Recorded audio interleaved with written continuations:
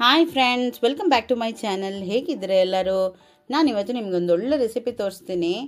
ನಾನಿವತ್ತು ಕ್ಯಾರೆಟಿಂದ milk shake ಹೇಗೆ ಮಾಡೋದು ಅಂತ ತೋರಿಸ್ತೀನಿ. ಮಾರ್ಕೆಟಲ್ಲಿ ತುಂಬಾ ಕ್ಯಾರೆಟ್ ಬಂದಿದೆ, ಅದರಲ್ಲೂ ಎಕ್ಸ್ಪೆಷಲಿ ಡೆಲ್ಲಿ ಕ್ಯಾರೆಟ್ ಅಂತೂ ತುಂಬಾ ಕಾಣಿಸ್ತಾ ಇದೆ. ನಾನು ಅದಕ್ಕೆ ಒಂದು ಅರ್ಧ kg ಡೆಲ್ಲಿ ಕ್ಯಾರೆಟ್ ತೊಗೊಂಬಂದಿದ್ದೀನಿ.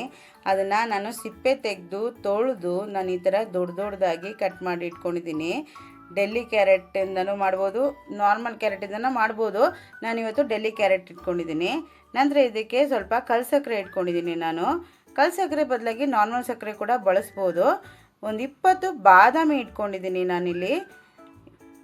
ನಂತರ ಇಲ್ಲಿ ಸ್ವಲ್ಪ ಕೇಸರಿ ಇಟ್ಕೊಂಡಿದ್ದೀನಿ. 1 ಲೋಟದಷ್ಟು ಕಾಯಿಸಿ ಆರಿಸಿದ ಹಾಲನ್ನು ಇಟ್ಕೊಂಡಿದ್ದೀನಿ ನಾನು. ತಣ್ಣಗಿರೋ ಹಾಲು, ತುಂಬ ಕೋಲ್ಡ್ ಇಲ್ಲ, ಕೋಲ್ಡ್ ಹಾಲಲ್ಲ, ನಾರ್ಮಲ್ ಹಾಲೇ, ತಣ್ಣಗಿದೆ ಅಷ್ಟೇ.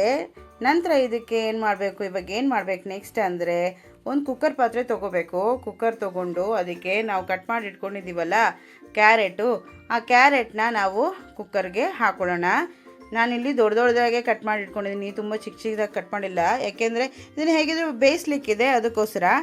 ನಂತರ ಇದಕ್ಕೆ ಇದ್ರ ಜೊತೆಗೇ ಬಾದಾಮಿ ಕೂಡ ಹಾಕಿಬಿಟ್ಟು, ನಂತರ ಇದು ಎರಡನ್ನೂ ಮುಳುಗೋ ಅಷ್ಟು ನೀರು ಹಾಕಿ ಕುಕ್ಕರ್ ಲಿಡ್ನ ಕ್ಲೋಸ್ ಮಾಡಬೇಕು.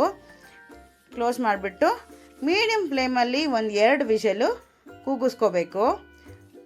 ನಾವು ಕುಕ್ಕರ್ ಇಟ್ಟು ಬೇಯಿಸ್ಕೊಳ್ಳೋದೇ ಸ್ವಲ್ಪ ಒಂದು 15 ನಿಮಿಷ ತೊಗೊಳುತ್ತೆ ಅಷ್ಟೇ. ಅದು ಬಿಟ್ಟರೆ ಇದು ರೆಸಿಪಿ ಭಾಳ ಬೇಗ ಆಗುತ್ತೆ. ಇವಾಗ ಇದು ಕುಕ್ಕರ್ ಕೂಗಾದ್ಮೇಲೆ ನಾನು ಹೇಳ್ತೀನಿ ಏನು ಮಾಡಬೇಕಂತ. ನೆಕ್ಸ್ಟ್ ಏನು ಮಾಡಬೇಕು, ನಾನಿಲ್ಲಿ ಕುಕ್ಕರ್ ಕೂಗಿ ಆಗಿದೆ, ಇದು ಎಲ್ಲ ತಣ್ಣಗಾಗಿದೆ, ಏನು ಕ್ಯಾರೆಟ್ ಎಲ್ಲ. ಇದನ್ನು ನಾನು ಒಂದು ಅರ್ಧದಷ್ಟು ಕ್ಯಾರೆಟ್ನ ನಾನು ಮಿಕ್ಸಿ ಜಾರ್ಗೆ ಹಾಕ್ಕೊಳ್ತಾ ಇದ್ದೀನಿ. ಎಲ್ಲ ಒಟ್ಟಿಗೆ ಹಾಕ್ಕೊಳ್ಕಾಗಲ್ಲ, ಅದಕ್ಕೋಸ್ಕರ. ನಂತರ ಇಲ್ಲಿ ಕುಕ್ಕರಲ್ಲಿ ಬಾದಾಮಿ ಹಾಕಿದ್ನಲ್ಲ, ಅದ್ರ ಸಿಪ್ಪೆ ತೆಗೆದು ಒಂದು ಅರ್ಧದಷ್ಟು ಇದಕ್ಕೆ ಫಸ್ಟ್ ಬ್ಯಾಚಿಗೆ ಹಾಕ್ಕೊಂಡಿದ್ದೀನಿ. ನಂತರ ಕಲ್ ಸಕ್ಕರೆ ಹಾಕ್ಕೊಳ್ತಾ ಇದ್ದೀನಿ.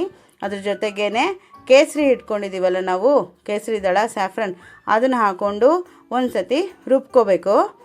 ಇವಾಗ ಕುಕ್ಕರಲ್ಲಿ ನಾವು ಬೇಯಿಸಿದ್ದೀವಲ್ಲ ಏನು ಕ್ಯಾರೆಟ್, ಅದರಲ್ಲಿ ನೀರು ಉಳ್ಕೊಂಡಿರುತ್ತೆ, ಅದೇ ನೀರು ಹಾಕ್ಕೊಂಡು ನಾನಿಲ್ಲಿ ನುಣ್ಣಗೆ ರುಬ್ಕೊಂಡಿದ್ದೀನಿ.